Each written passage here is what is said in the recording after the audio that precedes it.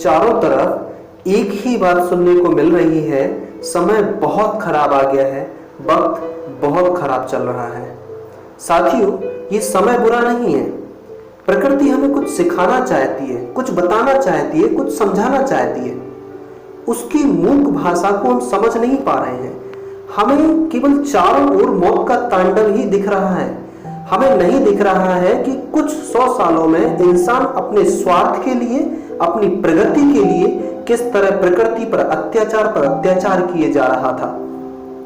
चारों तरफ प्रकृति में प्रदूषण ही प्रदूषण तो था, चाहे वो वायु प्रदूषण हो, ध्वनि प्रदूषण हो, जल प्रदूषण हो, मृदा प्रदूषण हो, आदि कोई भी प्रदूषण हो। ये प्रकृति जो हमें बिन मांगे ही बहुत कुछ दे देती है, जीवन देती है, जीवन जीने के लिए हर तरह का साधन देती है। और हमने प्रकृति को क्या दिया सिवाय प्रदूषण के?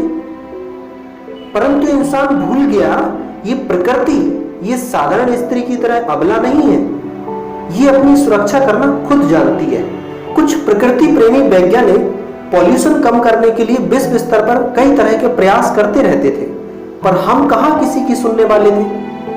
अगर हमें पड़ोसी के घर भी जाना होता था, तब भी हम बाइक पर सवार होकर जाते थे। लो, अब क्या हुआ? बिठा दिया मैं एक ही झटके में सबको अंदर। अब जाओ पड़ोसी के यहाँ बाइक पर बैठ के, क्योंकि हमें कोई पॉल्यूशन की चिंता तो है नहीं। अतः देख लीजिए, प्रकृति ने खुद ही अपने लिए पॉल्यूशन मुक्त वातावरण बना लिया है। पूरी प्रकृति हर तरह के पॉल्यूशन से मुक्त हो गई है, भले ही थोड़े ही समय के लिए सही। इंसान की अब तक की प्रगति को देखते हुए यह बात असंभव नहीं दिखाई देती है कि वह जब जिस ऋतु को चाहे, जिस मौसम को चाहे उत्पन्न कर लेता है, जब जिस वातावरण को चाहे निर्माण कर लेता है। आज का युग मानवीय बुद्धिबल का साक्षात प्रमाण तथा साक्षी बना हुआ है। मानव की बुद्धि की शक्ति ऐसी अमोघ है कि यदि वह चाहे तो संसार को 2 दिनों में ही नष्ट कर दे, या चाहे तो उसे स्वर्ग बना दे। आज की परिस्थितियों को देखते हुए दुर्भाग्यवश ऐसा नहीं लग रहा है कि मानवीय बुद्धि की यह शक्ति संसार को स्वर्ग के रूप में परिणत करेगी। इसके अधिकाधिक नरक बनने की संभावनाएं अब ज्यादा दिखने लगेंगी। आगे की बात तो छोड़ दीजिए, आज के दिन भी संसार एक नरक से कम बन गया है क्या?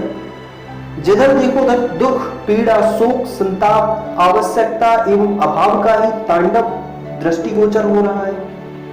मनुष्य के लिए भूत प्रेतों की तरह शंका का स्वरूप बना हुआ है। सुख सुविधा के अनगिनत साधन होते हुए भी मनुष्य को उनका कोई लाभ नहीं मिल रहा है।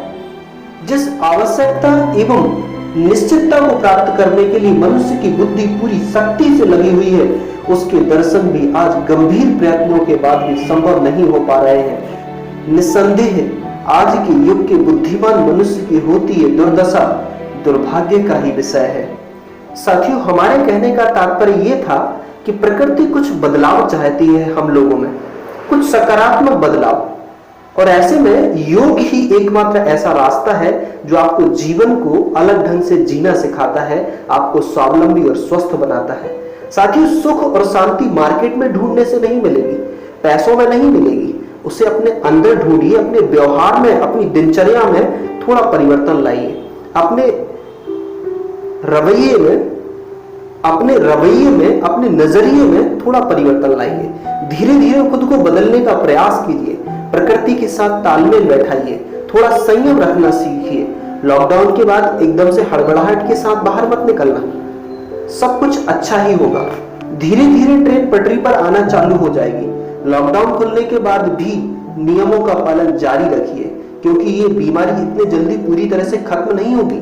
इसलिए धैर्य रखें और अपना ख्याल रखें, और योग से अपने अंदर की ताकत को बढ़ाइए, अपने आत्मबल को बढ़ाइए, अपने अंदर एक नई स्फूर्ति, एक नई ऊर्जा का संचार कीजिए और उतर जाइए अपने कर्म क्षेत्र में। आपकी जॉब, आपका कारोबार आपका इंतजार कर रहा है।